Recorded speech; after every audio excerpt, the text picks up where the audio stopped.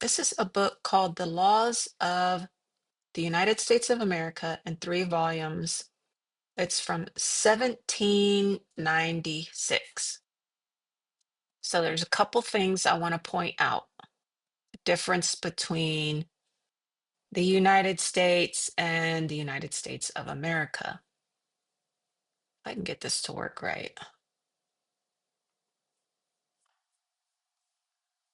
This is an old book of the laws, and it's chapter 10, specific appropriations for military establishment for 1794. So we have two things here. We have the states, the Confederated States. The Confederated States are called the United States of America. And then they created in the Articles of Confederation an agency, which is for the most part military. Article 1 and Article 2 are basically just military. And then you have Article 3, the judicial system, which doesn't require any kind of citizenship. But Article 1 and 2 has a citizenship requirement. Article 3 does not. And so, because Article 1 and 2 has a citizenship requirement, and that requirement is of the United States, not of the United States of America, it's talking about people who are either under oath or who have been under oath for a certain number of years, and those are military people. So yes, I just said that Article 1 and Article 2 requires military experience. I'm trying to make this so I can get the book bigger. I don't know what happened.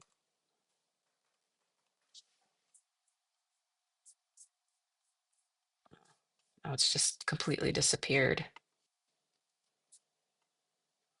Well, we're gonna have to make do with this. Here we go. Okay, so I want you to pay attention to when it says the United States, when it says the United States of America, and when it says military. Okay, so this is chapter 10. I'll post a link in the description to this book. An act making appropriations for the support of the military establishment of the United States for the year 1794. So there's a national military, and it's called the United States Land and Naval Forces. Then each state has their own military. That's called the militia. So these are the militias of the states, but it's not a national military. The states together are called, when the states come together to form one Congress, they're called the United States of America. When the military comes together as one Congress, it's called the United States. So it's the United States of America and Congress assembled, and then it's the United States and Congress assembled, and these are two different places. Or maybe they're in the same place, but they're two different governments. So a national military is governed by a Congress that has um, time in service, time in the military. And the president is required to be a natural citizen or a citizen of the United States, meaning he can be either. He can be either out of the military, retired, or maybe he's just not in the military anymore, or he can be in the military. So he can be either a natural born citizen being out of the military, or he can be a citizen of the United States being right now currently in the military. And there's a lot of rules that have to do with the military, that have to do with disability, VA disability, that has to do with the GI Bill, that has to do with the Hazelwood Act in Texas, and applies to certain people, whether you're in the military or out of the military. So if you apply for disability, you have to be out of the military and you have to have been in the military for at least a certain number of days or months to get disability. To get the GI Bill, you have to be out of the military. So you had to have been a citizen of the United States. You can be a natural citizen, now a private person, not in the national military, but you had to have been in the military for a certain number of months or years. So to get the Hazelwood, you have to have been in the military. The Hazelwood is for Texans who join the military and then they get out of the military. It's a way to get some free college. It's a trust, and this trust pays for so many hours of college. You have to have been in the military, and then you have to apply to it. You have to have gotten out of the military. So I'm not talking just, out of not knowing anything when I say that for the president, you could be out of the military or you could be in the military, because you can be either a natural born citizen, meaning a private citizen, meaning you left the military and now you're back into being private citizen, which is natural, or you have to have been in the military, a citizen of the United States. You can be currently in the United States military and still be selected as or elected as president. But if you're out of the military, or even if you're in the military, you had to have been in for at least 14 years. You had to have been 14 years a resident. So why did they say you had to have been 14 years a citizen of the United States? Because you can be out now. So they took care of that in the first part of that clause where it says you can be either a natural born or a citizen of the United States right now. When you're elected, you can be either. You can be either in the military or out of the military. But to qualify for the office, you would have had to have been in the military for 14 years.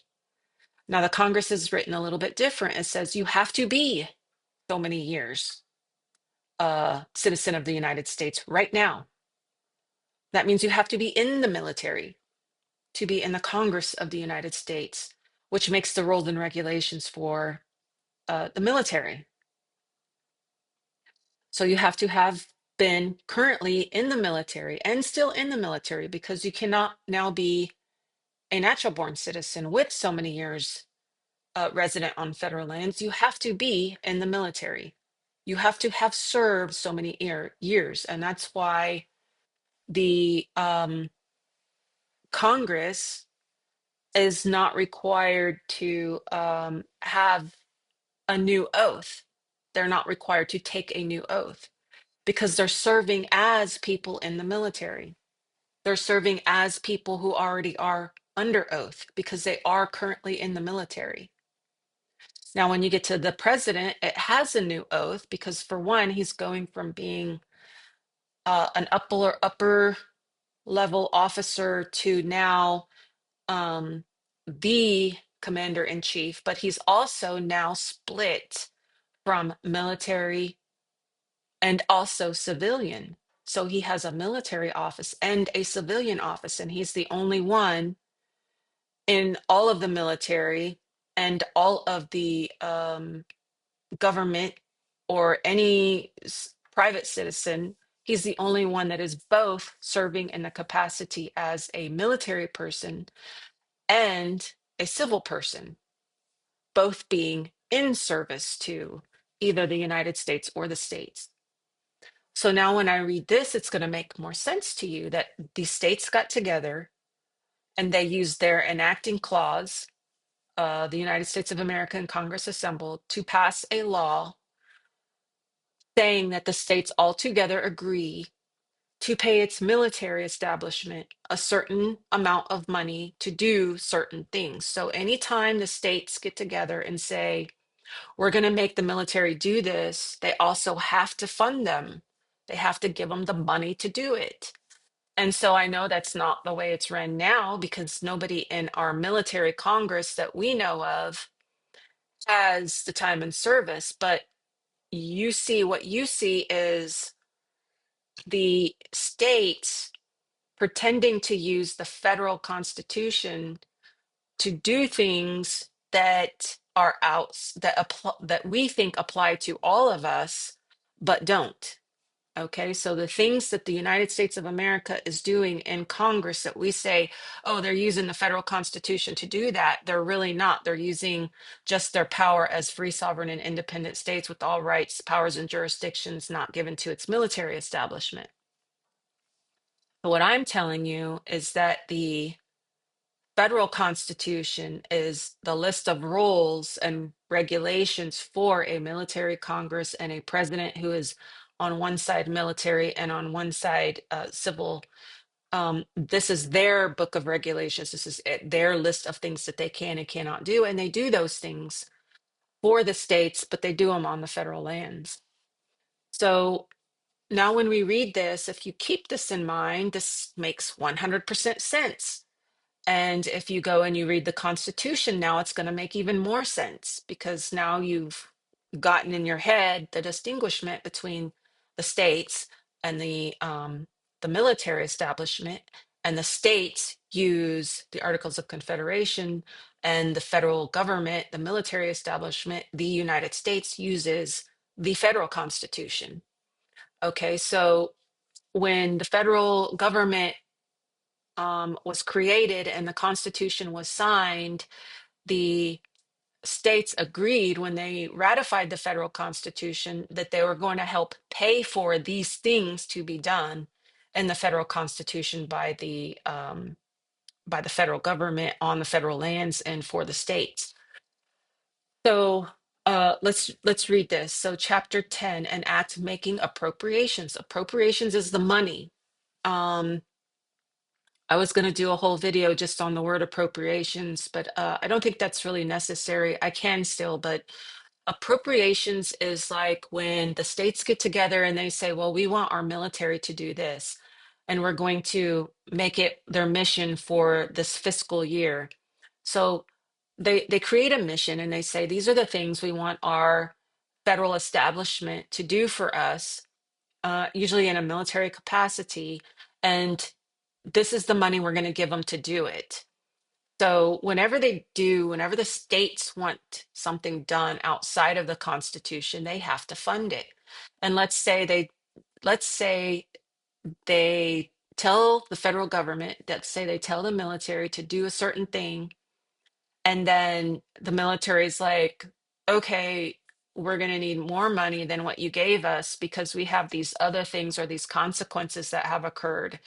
So let's say we go to war and then the war is extended and it's extended and then it's extended, then they need more money and they need more money. And then let's say that they take on these prisoners and they have to support these prisoners. They have to, give them, 3 meals and whatever, doctor's visits and all that. Then the military is going to come back to the states and say, hey, we need more money because we have these prisoners that need to be taken care of that you won't let us release because you won't let us end the war, or you're creating a new mission, or you're extending everything, so we need more money for this. And then the states under the Congress of the United States of America has to get together and give the money through an act, by way of an act, which is what we're reading here, to allot that money to the military. So it's not like the states can just say arbitrarily, well, we're just going to give you a bunch of money, figure out what to do with it. No, they have to tell them exactly what they have to do with it, because as taxpayers, we're supposed to know where all the money's going. And so it has to be written down, it has to be published, it has to be filed in the library, and we all have to have the opportunity to go and look and inspect these papers. So um, this can get into another issue, such as going to these public buildings, which is what J-Town Press does. And really, they should be able to form a grand jury and go in and inspect all the records for all of these public people and all these public buildings. That's one of our jobs as taxpayers. We're supposed to make sure that our representatives, our service providers are using the money correctly. So if you go through and you watch those videos she's doing, I'm very familiar with her process of what she's doing, and she's spot on. And these servants, they're following policy rather than law, and their policy says that they have to protect private information. It was the same for me when I worked for the DoD, and I logged in and did accident investigations and logged them in on the computer, and and all that kind of thing. Then I had to protect that information. I couldn't just leave someone's name and birthday and social security number leaving on a piece of paper scribbled on my desk. I had to make sure that it was kept safe and private. So that's the same thing that these officials in government are supposed to do. Their policy is to keep your information private.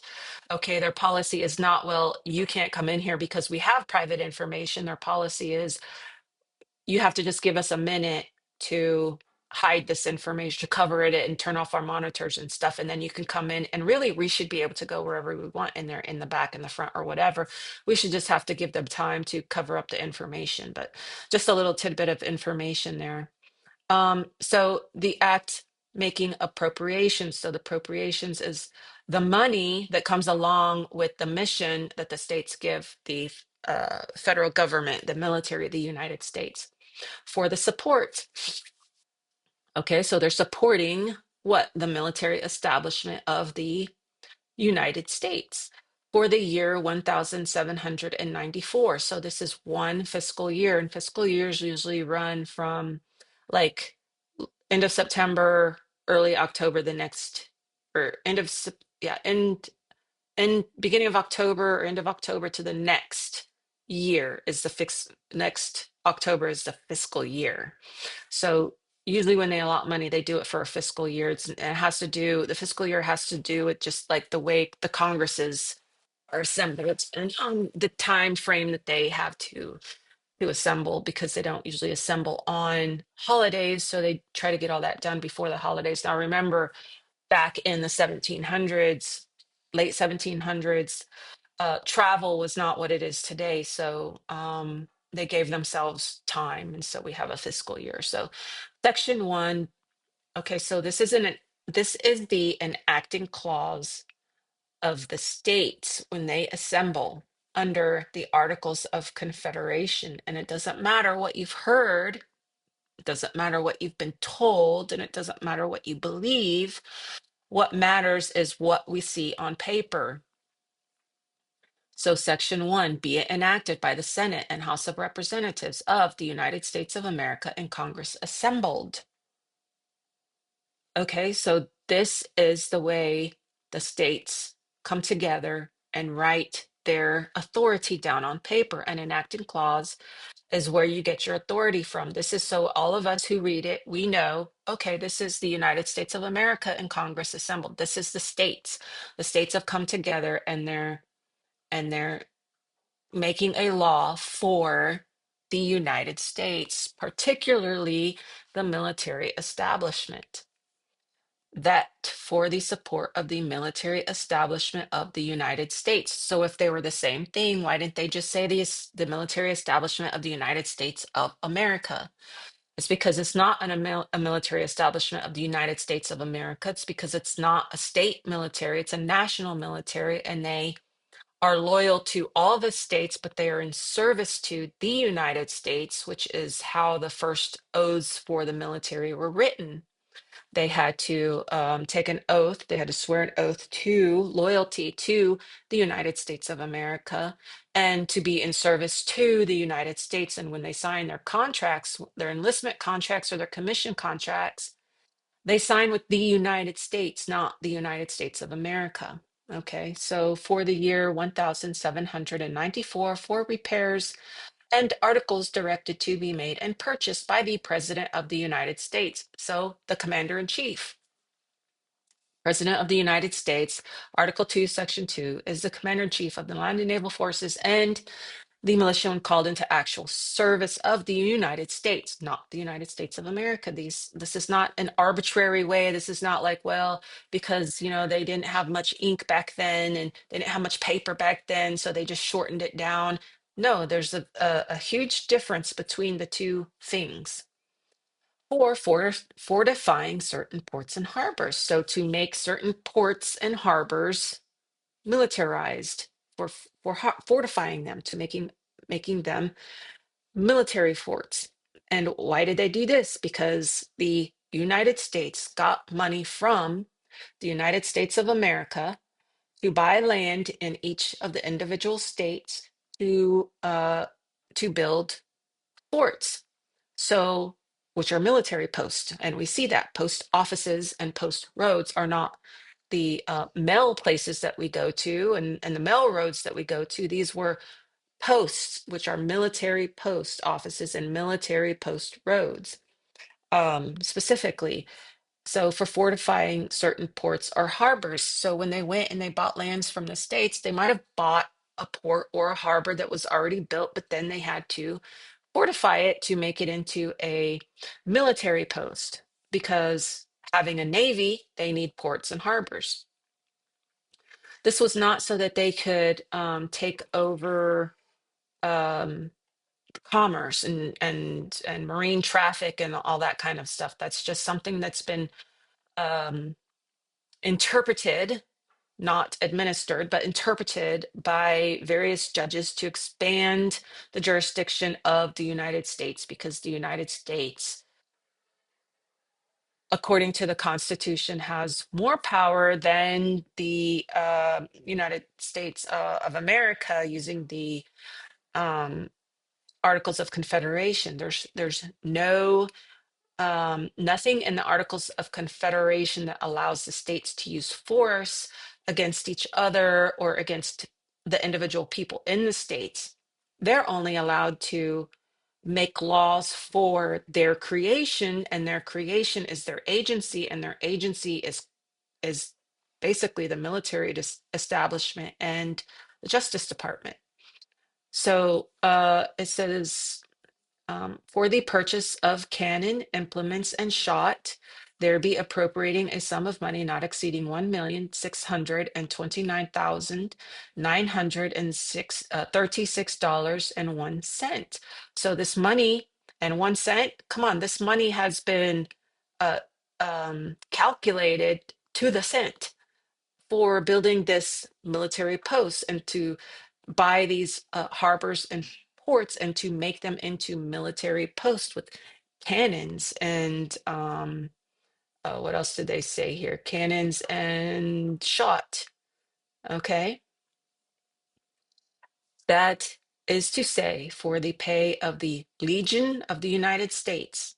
That's okay. So Legion goes back to military and mile and these other words that have to do with soldiers and military and walking and going miles and this kind of thing. That's the legions, the many of the United States. Okay, not of the United States of America, just of the United States. $303,684 for subsistence,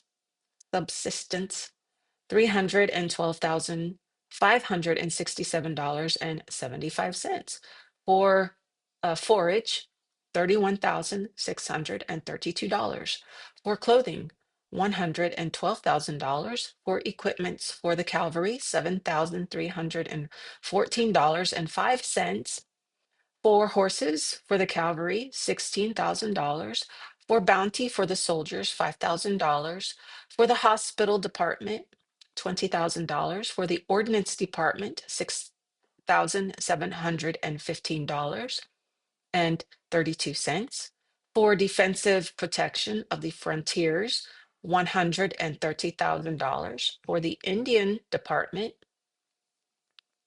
$50,000 for the quartermaster's department. Now, as far as I'm concerned, quartermaster was always having to do with the military. $150,000 for contingencies of the War Department, $30,000 for repairs and articles directed to be made and purchased by the President of the United States, $202,783.34. For invalid prisoners, $80,239.55 for fortifying certain ports and harbors of the United States and purchasing the lands necessary for the erection of the same, $76,000. For the purchase of cannon, implements, and shot, $96,000. So what what happened during all this was that the United States would ask each of the states individually for land. The state would say, yeah, you can have that land or you can have that land. Or the United States would ask the state for certain lands, like some of the um, areas that were already used as state forts. And so the state would sell them those lands and then they would put their militia somewhere else. So they bought, the United States bought different lands in the states and turned these lands into military posts. So not only after they bought the land, they then had to negotiate what was not in the Constitution because the states ratified the Constitution, which means they fully accepted the Constitution. And so the laws, um, according to the Constitution, what was written in the Constitution would automatically be applied. But then the state would say, but we want to be able to come onto the federal lands for certain purposes, like serving process, for, making arrests of criminals that, people in the military that have committed a crime in the state. We want to reserve our rights to do those things and maybe some other things like make sure that you don't um, dump toxic chemicals in the water, or you don't, back then it was more like building dams that would create a lack of water downstream for farmers who depended on the water. And in some cases, there were people who were surrounded by federal lands who owned lands that now were considered federal people. And that's a lot of where a lot of confusion comes in, is that these people were, were they state citizens still, or were they now federal citizens? And for what purposes are they state and what purposes are they federal? Because some of these people had lands that were in their family for hundreds of years, and they're just like, we're not giving up our land. And this whole eminent domain thing has just been stretched beyond imagination, because back then people had a allodial title, and if they didn't want to sell their land, they couldn't be forced to, and some of them didn't. And in those cases, the federal government didn't really know exactly what to do, and so the states had to kind of figure it out. And what they came to conclusion of was that these people were going to be federal citizens and state citizens, so they would be subject to federal law and state law. And that's the way the military is, sort of. So the military would be subject to military law, but if they go out into the state and commit a crime, now they're subject to state law. And if they ran back to the federal military lands, the state had to have rights to go up to the military and say, well, we need this person, we think he committed a crime, and we need to question them. And the federal government had to comply. So there were a lot of things that had to be worked out, and jurisdiction is basically just the relationship between people and how we're going to do this if this happens, and how we're going to do this if that happens. And so the Constitution has been expanded and expanded and expanded, and now we all say we're citizens of the United States, when if you asked someone back in 1790 whatever, they would have thought you were probably crazy. So section 2, and be it further enacted. Now this, again, this is the states telling the federal government, we're going to give you money for these things. And this is all military stuff. That the several appropriations herein before made shall be paid and discharged out of the funds following, to wit, first, the surplus of the sum of $600,000 reserved by the act making provision for the debt of the United States, and which will accrue during the year 1794. Secondly, the surplus of revenue and income beyond the appropriations heretofore charged thereupon to the end of the year 1794. And thirdly, the surplus which may remain unexpended of the monies appropriated for the use of the War Department in the year 1793. So the fact that nobody really understands the difference between the two constitutions and that they've been told, well, this constitution doesn't exist anymore, and it's this constitution, and now we don't have state constitutions because our constitutions were done away with because we ratified the federal constitution, when in reality the federal constitution applies to the federal people on the lands, on the federal lands, and the state constitution is the constitution of the state people on state lands. And then this legal thing, this legal constitution, is sort of the relationship between federal people and state people, and doesn't really have a whole lot to do with state people. um, has more to do with federal people and how federal people are going to act in a state, and what the rights are of the state when they want to go on to federal lands, and so on and so forth. So um, I thought this was a good way to explain this to you, is to show you it in writing. There are some acts where the enacting clause is different. The enacting clause is actually the United States in Congress assembled. They're hard to find. There's not very many of them. They're probably done more so in orders, and they're for the military, so they're kind of in-house in the military house, and so we don't see them because they don't apply to us. But we see things written by the United States of America for the United States, and a lot of people will say, well, that's for me, that's for me. I'm supposed to do that, and I can't do this, and I can't do that, and I'm a citizen of the United States, and I got to sign this contract and all this stuff. And it's just a big propagandized misunderstanding taught in the federally ran schools, and have a whole bunch of information on that too, as well as most of the other non-positive laws. Some people say that we can't go back to the original interpretation of the Constitution because it undoes too much. I'm not suggesting we go back to the original Constitution. I'm suggesting that we learn what's what and who's who we are and who we are not. And the fact that most of the laws that are applied against us are done by our voluntary consent by way of signing contracts and claiming to be a citizen of the United States. With that, like, share, subscribe, and if you have any questions, leave them in the comments. I'm happy to answer, if I can, anything, or at least acknowledge that you've posted something. And I like hearing from everybody. I will post this link to this book in the description, or maybe in the comments. Makes it easier to get to because everybody can easily see the comments. So I'll probably just post it in the comments and then hit that pin button there. But good book to read, to just look through the laws of the United States of America in 3 volumes. This is from archive.org. And this book is the front of this book. I will show you the laws of the United States of America in 3 volumes. This is volume 3, published by Authority, 1796.